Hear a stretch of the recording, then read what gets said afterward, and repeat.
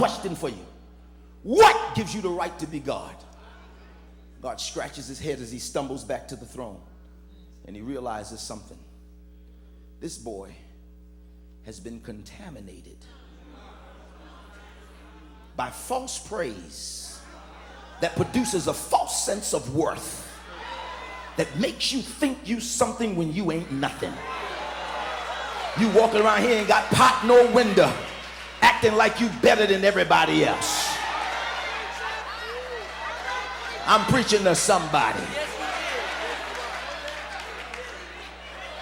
Don't you ever forget where you come from and the road you had to travel to get to where you are, and the praises that you had to give to God in order for him to continue to anoint you.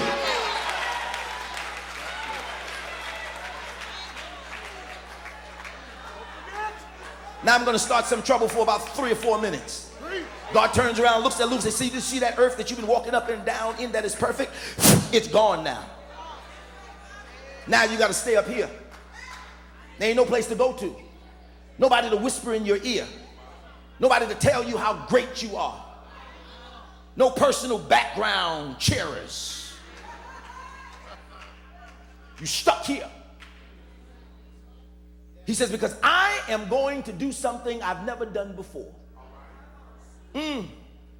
He says, I'm going to let mankind answer the question, who has the right to be God?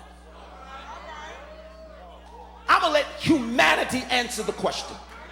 Since you won't take it from me, I'm going to let humanity answer the question, who has the right to be God? And since I know you're going to lose, every person that will be born will automatically be born yours. We're born in sin and shaped in iniquity.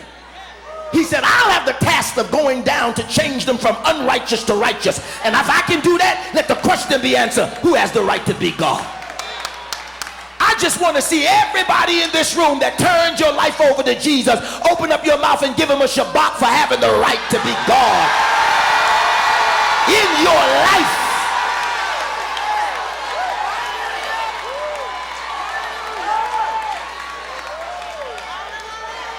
Shakataba. And he said, I'm going to let the angels keep score. Every time a soul comes unto me, there'll be rejoicing in heaven.